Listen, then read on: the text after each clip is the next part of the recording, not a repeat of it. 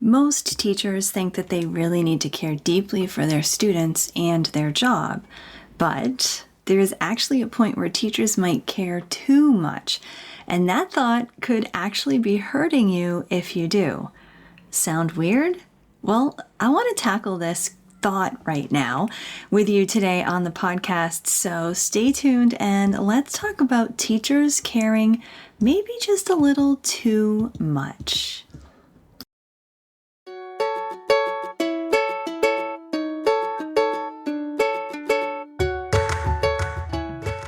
What do the arts have to do with learning an SEL? Oh, so much. Join me as we explore the depths of how these things come together through SEAL, social, emotional, artistic learning. We'll look at the mindset, the methods, and the integrations that make SEAL so effective. So plug yourself in. It's time to get inspired.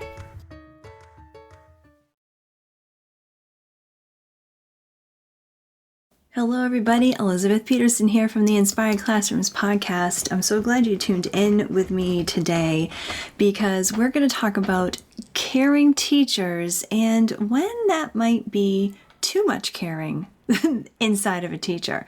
Because let's face it, you gotta care, right? Teachers care, and it's an easy thing to understand. After all, if you actually went into teaching, chances are that you are a caring person. You care for your students, you care for your content, heck, you care for the future, right?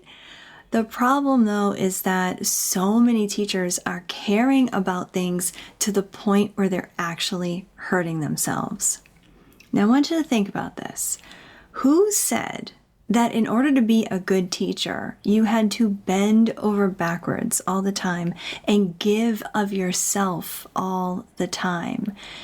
Think about it. Have you ever really thought about what actually happens when you don't take a moment to stop and ponder what it is that you actually need, and instead you just give and give and give? Doesn't that actually hurt you? What if you actually did stop and ponder what are some of the things that you need? That might actually save you a little bit.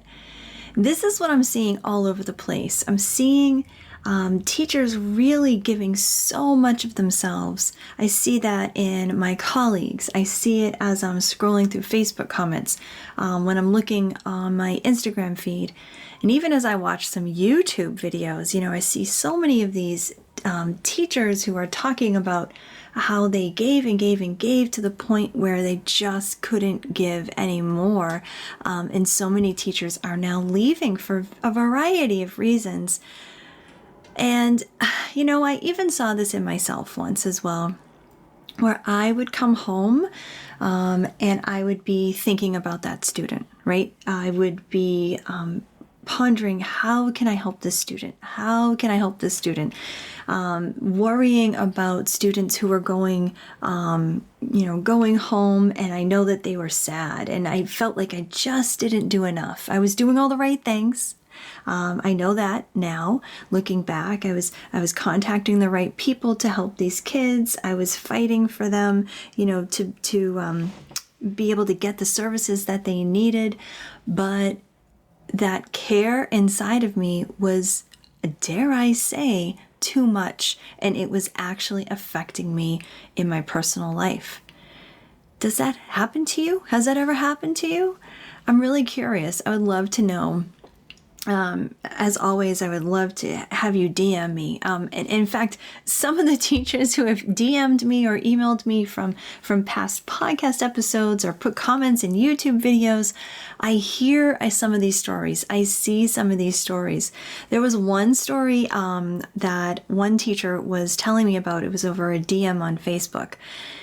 And it really got to me because the teacher was describing how they could actually feel their own health issues getting worse because of school, because of the things that were happening at school, the immense amount of care and giving that she was doing, which she was, emanating in her school, was actually making her health get worse. And when she went to the doctors, her doctor said that they were very concerned about her And she knew that she had to do something about that. Listen, when I hear these stories from other teachers, and I think back to how I was as well, I really feel I don't want this for any teacher, right? I don't want you to lose your energy level. I don't want you to go home feeling mentally and physically exhausted. I certainly don't want any of you thinking that you're failing at being a good teacher because you can't seem to give enough. And it's interesting, right? Because a few podcasts back, I talked about the 3 C's of a SEAL teacher. And we talk a lot about what it really means to be a caring, creative teacher, a SEAL teacher. And one of the foundations that we talk about in the first wave of our SEAL teacher training is that you must have these 3 C's. The first one is care, then there's connection, and then there's creativity. And that care really makes a difference, right?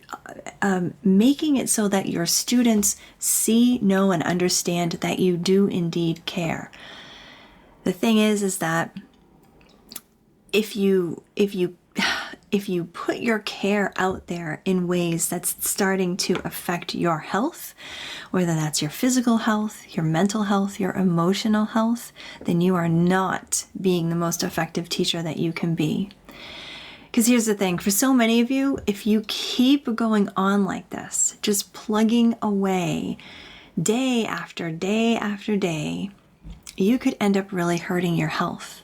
And unfortunately, I'd be willing to bet that some of you listening in right now, this is already happening to you.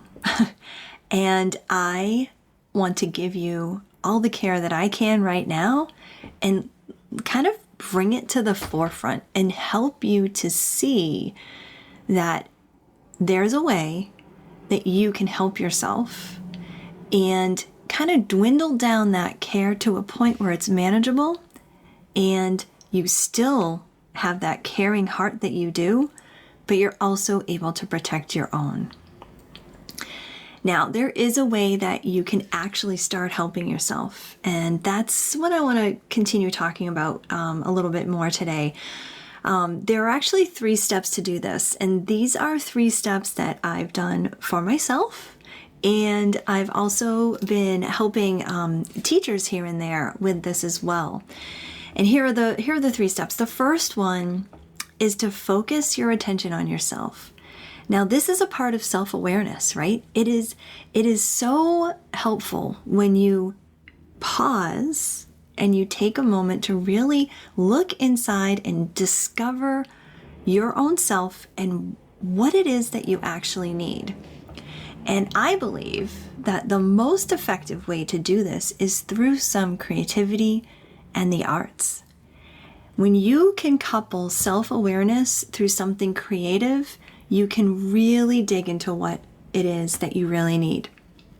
I first experienced this when I was getting my master's in arts and learning and really figuring out for myself what it is about the arts that really helped me to see who I am. And of course, that is the basis of all arts integration, right? All right, the second step is to understand how to actually handle the overwhelm that you're dealing with. And this is something that I have been working on for years now. Discovering the really important ways to figure out how to handle the overwhelm in my life and how to apply those same steps to other teachers' lives as well. So what this means is thinking about, your content, the curriculum, your kids, your students, your family, lesson plans, meetings, committees, and of course, all that is involved with your own personal time as well.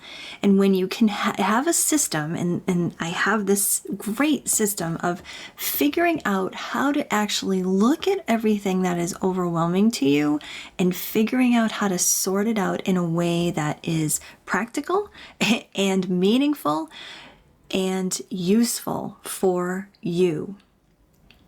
And finally, the third step is being able to put all that information into a plan of action that will help you to really discover what your unique self-care solution is. Now, self-care, we hear about self-care all the time, right? And another thing that I hear a lot of teachers talk about is that, they're sick of hearing people say, figure out your self-care. There are so many teachers that, I'll ask, does your school do something for you for self-care? And some teachers get their eyes light up because they know that their administration and their colleagues really do understand what they're going through, and they're trying to help them. And then I also get teachers who kind of just roll their eyes and are saying how some of the self-care things that their school or their administration is doing is like mandated, and they feel like it's just one more thing. But we've all experienced that to some degree, right? How many of you have had, someone say, "Oh, you just need to go take a hot bath." Well, if you're someone like me, a hot bath is not the way to go. The water never stays hot long enough for me, personally. And so the nicety of it kind of wears off very quickly for me. Or someone might say, "Oh, you should take a yoga class." Or someone might say, "Oh, you just need to stop and breathe." Or you need some time out with friends. And while those suggestions are good, it's good to get suggestions. But what you really need to do is sort and sift through those suggestions and really understand what are the things that not only are you interested in, but what are the things that are actually going to work for you. And sometimes the things that work for you aren't even quote unquote self-care activities. And so I want to invite you. I want to invite you to a new workshop that I have created, and it is called Self-Care Solutions, because I feel like you and so many teachers are at a point where you have to start thinking about, do you really want to keep giving and giving and giving until there is nothing left? Or are you ready to take that moment of time to really consider your own needs? And really, isn't it more important to take some of that time to care for your mental health instead of just plugging away at taking care of everyone and everything else day after day? So the real thing is, do you really have to give up caring? Goodness, of course not. But you do have to start caring more for yourself. And if you're ready to do that, I want to invite you to this brand new workshop that I have created. It's called Self-Care Solutions, where I take you through that whole 3-step process, including some teacher-centered art making right inside the workshop time, where you can discover your unique self-care solution that's really going to work for you. So I want to just review those 3 steps before we leave each other. And if you're interested in learning more about the workshop, you can go ahead and click the link that's in the show notes. The 3 steps. So 1 is to focus your attention on yourself and figuring out, becoming a little bit more self-aware. And like I said, utilizing the arts and creativity is a fantastic way to do that. Step 2 is to understand how to actually handle your overwhelm that you're dealing with. And then finally, to put a plan into action and being able to discover your own unique self-care solution.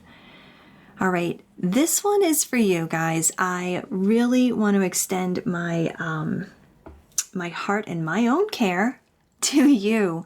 And I hope that you are doing well in the last few weeks of your school year. If you happen to be listening to this in the summer or at the beginning or the middle of the school year, I hope that you are indeed taking care of yourself in some way that really will work for you. All right, I hope you have a fantastic rest of your day, and I want you to remember to keep inspiring yourself. All right, have a good one, everybody.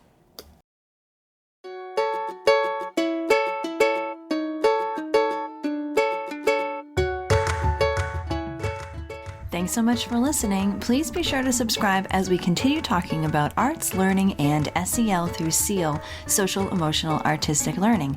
If you want to learn more, go to theinspiredclassroom.com. My name's Elizabeth Peterson, reminding you to get inspired so that you can be inspiring to your students.